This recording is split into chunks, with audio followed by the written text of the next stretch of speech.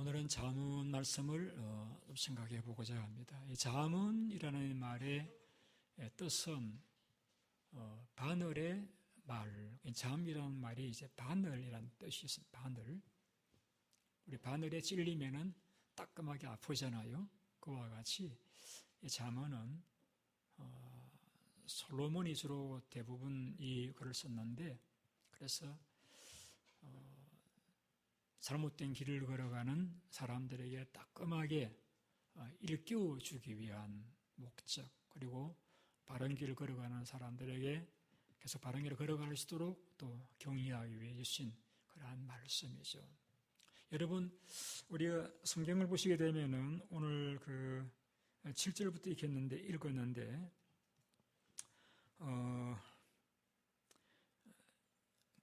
우리 읽었던 그 영상에는 7절부터 나오는데, 이 4장 1절에 보면은 아들들아 이렇게 라고 한 내용을 읽어보게 되었습니다. 아들들아, 나도 내 아버지에게 아들이었으며 라고 말합니다. 여러분, 이 솔로몬이 이 잠언의 내용을 썼다라고 했는데, 거기에서 이제 솔로몬이 나도 내 아버지에게 아들이었으며 라고 말할 적에, 솔로몬의 아버지는 다윗이잖아요. 그러니까 아버지가 내게 가르쳐 이르기를 이 내 말을 내 마음에 두라, 해당 4절인데요. 아버지가 내게라 말하면 그 다윗이 아들 솔로몬에게 내 말을 네 마음에 두고 내 명령을 꼭 지키라, 그래야면 살 것이다. 다윗이 사랑하는 아들 솔로몬에게 꼭 하고 싶은 이야기, 더구나 이제 나라를 맡기고 떠나가면서 또 왕으로서 나라를 다스릴 그 아들에게 너 이 말만 꼭 기억하면은 너가 살 수가 있다. 그 말은 그 개인이 산다라기보다는 나라가 잘 될 수가 있다. 너도 잘 될 수가 있다 하면서 그 아버지 다윗이 아들 솔로몬에게 남겨주었던 말, 그 말을 솔로몬이 이렇게 담고 살아가 보니까 정말 그 말이 옳아요, 진리예요. 그래, 내가 이 말만 이 말을 들었던 것이 내게 큰 복이다. 그래서 이 솔로몬도 자기 아들 르호보암이라고 이야기를 시켰죠. 르호보암에게 그 아버지 다윗이 남겨주었던, 그 르호보암으로 치면 할아버지죠, 남겨주었던 그 말을 꼭 전해주고 싶어서 기록한 내용이, 물론 르호보암에게만 주고 싶어 기록한 말씀은 아니겠죠. 오고 오는 많은 세대 사람들에게 지혜의 대왕 솔로몬이 정말 인생의 중요한 교훈이라고 여겼던 그 말씀들을 꼭 남겨주고 싶은 말씀들을 기록한 책이 잠언서이죠. 우리 10절 말씀은 같이 읽어보실까요? 여기 보시면은 내 아들아 들으라.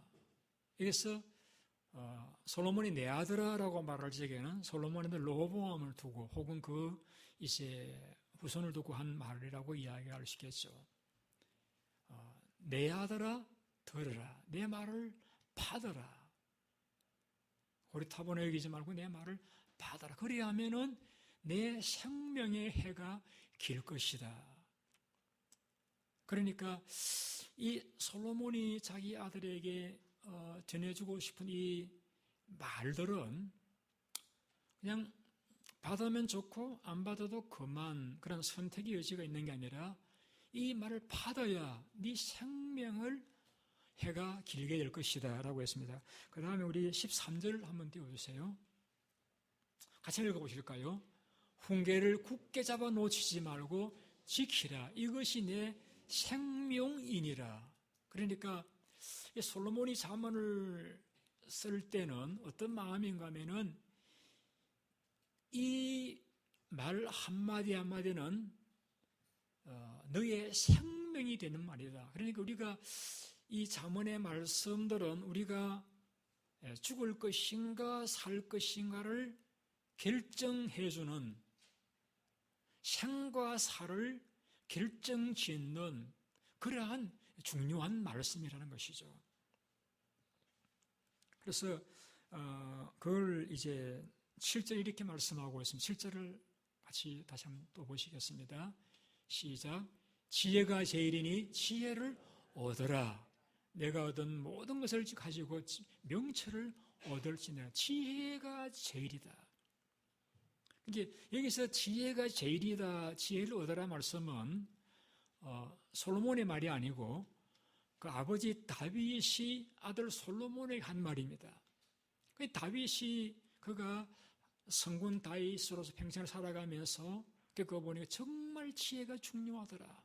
그래서 그 지혜를 이 아들 솔로몬에 강조했던 것을 다시 솔로몬이 그 아들에게 또 말하고 있는 거예요. 여러분, 성군 다윗이 지혜에 대항하게 한 말이 지혜가 제일이다. 그리고 그 솔로몬도 자기 아들에게 그 말을 이제 다시 되새기면서 이야기하고 있는 지혜가 제일이다. 지혜를 얻어라. 아까 읽어봤죠? 지혜는 너가 살느냐 죽느냐를 결정할 수 있는 그러한 중요한 것이다. 모든 것을 가지고 그 지혜를 가지라. 지혜를 얻으라고 말씀하고 있습니다. 제가 오늘 설교를 준비하면서 제목이 이렇습니다. 지혜는 곧 깨달음이니라. 지혜는 곧 깨달음이니라. 여러분, 언제 깨달음을 얻게 되십니까? 저는 지난 5개월 동안 람세스 헌트 신드롬이라는 그 병으로 고통을 겪으면서 제가 정말 건강이 중요하다 하는 걸 절감을 했습니다. 물론 전에 계셨던 그 우리 강권사님 돌아가신 분이 저에게 목사님, 이 몸이 성전이에요. 몸 관리를 잘 하셔야 됩니다. 많이 강조하셨지만 제가 기똥으로 넘었던 것이 제가 5개월 고통을 겪으면서 정말 건강이 중요하다 하는 걸 절감을 했어요. 여러분, 그런 이 깨달음이라는 것, 대개는 많은 고생을 하면서 깨닫게 되잖아요. 그걸 지혜라고 표현하고 있는데 그 지혜는 꼭 깨달음인데 여러분, 대부분 어리석은 사람들은 고통을 많이 겪고 난 뒤에 그걸 깨달아요. 맞아. 그게 중요한데, 이게 중요한데 깨달아요. 그러나 지혜로운 사람들은 그런 고생 겪지 않고 남겨주신 말씀을 우리가 잘 받아들임으로써 우리는 그 깨달음을 얻을 수 있다라고 하면 얼마나 복이 되겠습니까? 그래서 이제 이 잠언을 기록하면서 솔로몬은 이 잠언에서 지혜를 강조하면서 비교하면서 어리석음의 그 위험성, 불행성에서 많은 말씀들을 하고 있습니다. 제가 좀 읽어드릴게요. 지혜로운 여인은 자기 집을 세우되 미련한 여인은 자기 손으로 그것을 허느니라. 미련한 여인은 자기 손으로 자기 집을 헌다라고 했습니다. 마치 그 아나니아 삽비라와 같이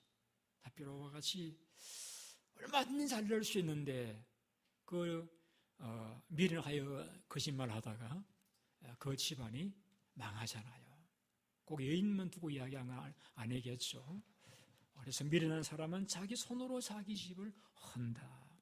어리석은 사람은 온갖 말을 믿는다. 온갖 말을 믿다 보니까 또 믿어서 안 될 말도 믿다가 불행하게 되잖아요.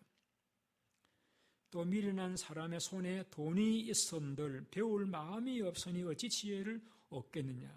미련한 사람은 돈만 있으면 된다 생각하고 지혜를 배우려고 하지 않다 보니까 지혜를 얻을 수가 없다.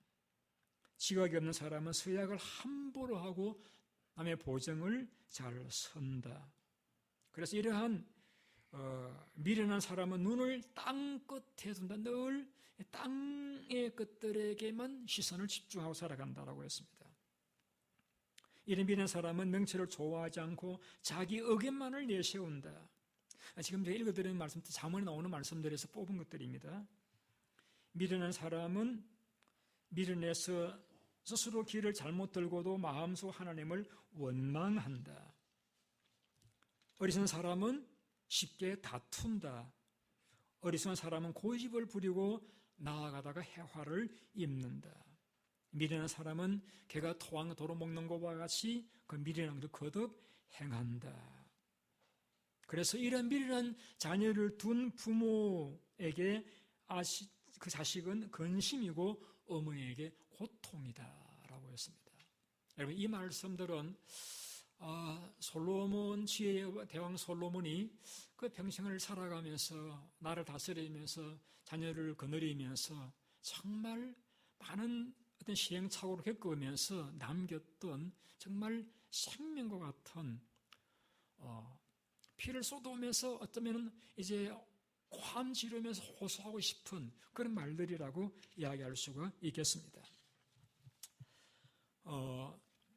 시편 기자는 가장 어리석은 사람의 대표적인 한 사람을 언급하면서 이름이 아니고 이렇게 표현합니다. 어리석은 사람은 그 마음에 하나님이 없다고 한다라고. 하나님이 없다. 그러니까 미련한 사람의 대표적인 사람은 하나님이 어디 있느냐?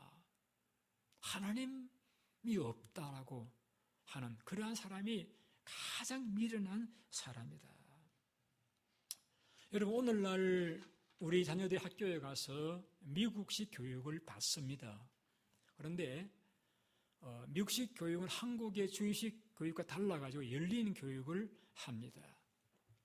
그런데 이 미국식 교육의 그 바탕을 이루고 있는 것이 네 가지의 사상입니다. 개인주의, 그리고 실존주의, 그리고 과학주의, 그리고 쾌락주의입니다. 그래서 이러한 사상들의 이면에는 근저에는 뭐가 있는가 하면은 하나님을 부정합니다. 신본주의와 정반대적인 개념, 인본주의에 근거를 둔 그런 교육을 합니다. 이를테면 이런 것이죠. 하나님 인간을 창조하실 적에는 서로 도우며 살도록 창조했다고 제가 지난주에 설명드렸잖아요. 그런데 오늘날 교육은 개인의 이익을 최우선시합니다. 그러다 보니까 옆집에 누가 사는지 죽는지도 관심을 가지지 않고 가인처럼 내가 내 아우를 지키는 자니까라고 말하면서 이웃을 돕는 것에 관심을 가지지 않고 자기의 안일과 이익만을 추구하며 살아갑니다. 그리고 인간을 볼 적에 하나님이 창조하신 그 인간으로서의 가치를 존중하지 않고 하나의 사회적인 도구로 바라보는 거예요. 그래서 내게 실현 가치가 있으면 이 사람은 존귀한 자고 내게 실현 가치가 없으면 이 사람은 가치가 없는, 그러니까 인간이 지는 것은 하나님께 천하보다 귀하다라고 했지만은 이러한 실용 가치적인 관점에서 사람을 바라보기 때문에 하나의 도구로 전락해버려가지고 사람을 존중하지를 않다 보니까 쉽게 사람을 버리고 외면하게 되어진다는 것입니다. 또 이제 이 인본주의 사상의 근지에 흐르는